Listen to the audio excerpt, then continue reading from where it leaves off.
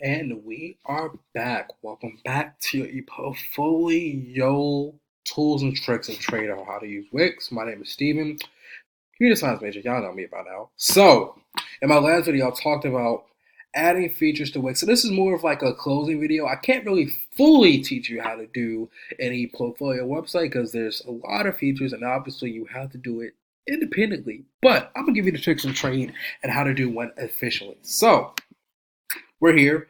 So this is the site we have. This is not a typical site for me, but we're going to keep it basic so y'all can get things started.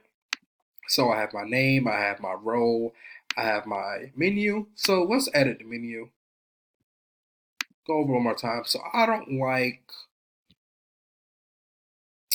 my separation to be seen. And my text, I don't like my text. Let's change my color so I can see my menu. Boom. So little things. Now, when people hover over your menu, you want to make sure that it's a different color. So this is green, so you can see that. And it was clicked. I want it to be something different. Let's use red. Let's use gray. So as you see, here's my menu. You can see it. Here's the contact me page. So of course, last thing we was going over before my video cut, we went over the contact. So make sure that they have a box. So within Wix, you can customize your form. So let's customize the form.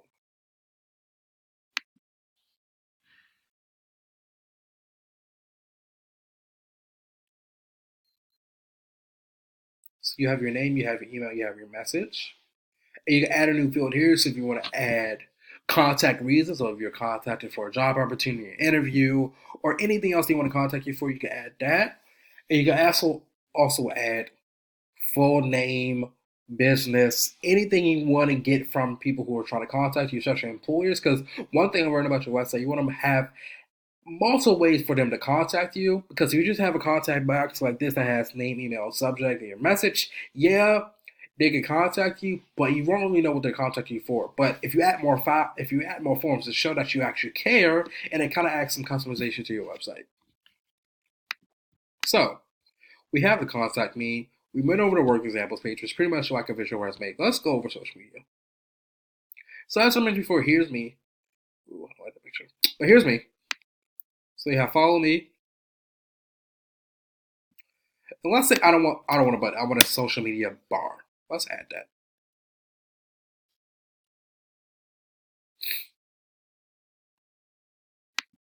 Here's my social media bar.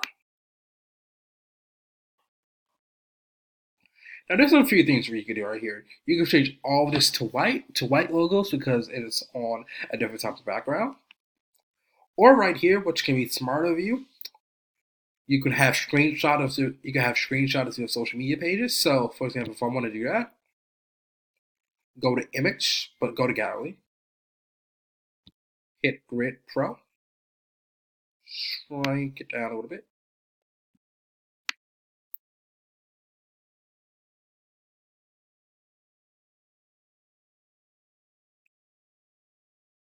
Make sure it's censored.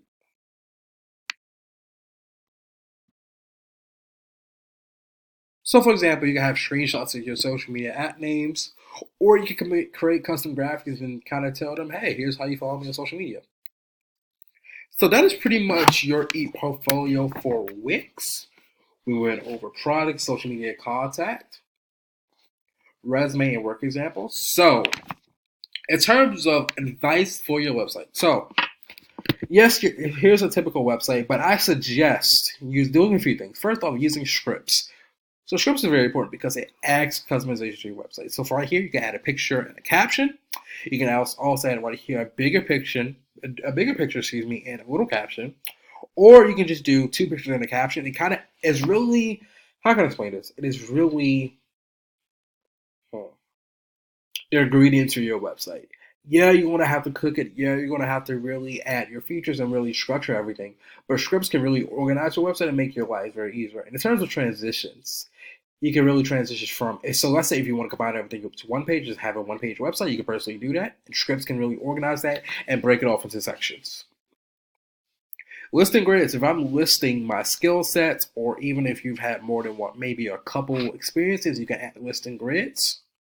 Social, always have a social bar. So for at the footer of your website, here's the footer. This is what they call it. I will always have a live social media bar, and please make sure that your social media links are always updated. And make sure, obviously, I don't know how to tell you this, but make sure your social media is clean and easily accessible. Menu, we went over menu. So if you want to change your menu, you most definitely can.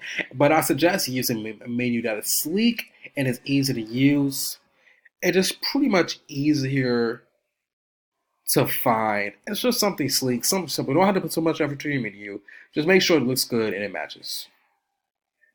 Lightbox. Now, this is I don't use Lightbox boxes personally, but if you want to have a welcome to my site Lightbox or something that kind of pops up when you open your site to add some customization, to add some flair to your website, I most definitely suggest you do that. So, for example, you can have a poll while you're on my website. Are you a recruiter? Are you this? Are you that? So you can kind of track your own stats. But if you don't want to get too complicated, you don't have to do this. And of course, adding images. I suggest adding images as well.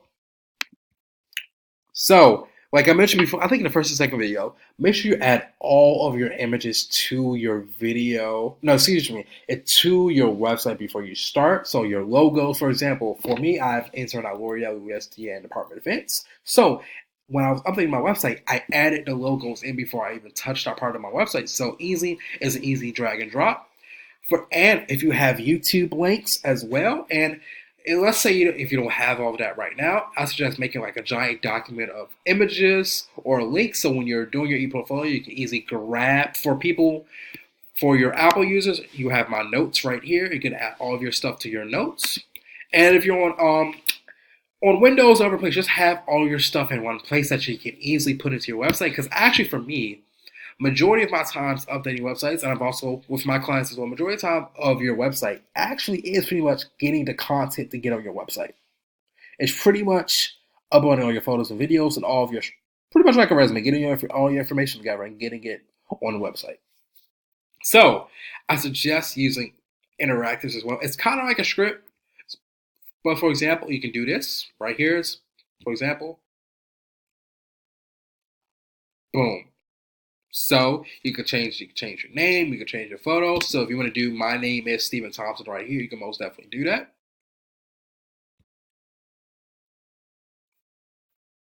So use the full length slideshows if you have links of work, most definitely. So let's say I'm doing some work. Now obviously not gonna look like this. So let's say I'm doing some interviews. Let's say I've did 5 interviews. I will have 5 slides, a picture of the interview, so maybe a cover page, like maybe like a YouTube banner, something you put as a title page for your video. I will have a link to the video and the title of the video, maybe who I interviewed right here, and pretty much some context to the video. So Wix has a lot of features that can really add to your ePortfolio, but my advice to you, especially on the technical side, don't overcomplicate things. I suggest making like a blank website, not adding a lot of features. Publish it, make sure it's published, which we'll do last.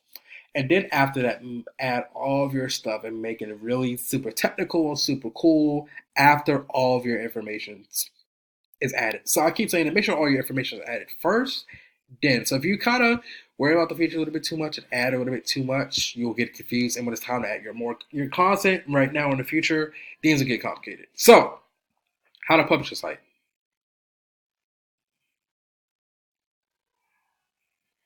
Now, obviously, you will need, if you want a custom URL, you can most definitely go to Wix. My plan is $30 a month. I have a custom domain, which is your web address. So, for example, stevenseason.com, that's a custom domain. If you want to have Stratcom, Morgan, whatever you want, you pay $30 a month for, or you can do it in a bunch of, I think they start around 100. But if you want to have a regular old Wix site, here's the full link. And that is pretty much it. Your simple, straight to the point, how to make your ePortfolio. Now, of course, you can contact me if you have more questions, but here's pretty much your structured way to make your portfolio on Wix. Wix is, like I keep saying, it's a little bit complicated, but once you get into it, and once you get to use to all the features, you'll be perfectly fine. So my name is Stephen Thompson, owner of Steven Season Media, and here was your ePortfolio tips and tricks Good luck to you all, and I'll always be available for questions.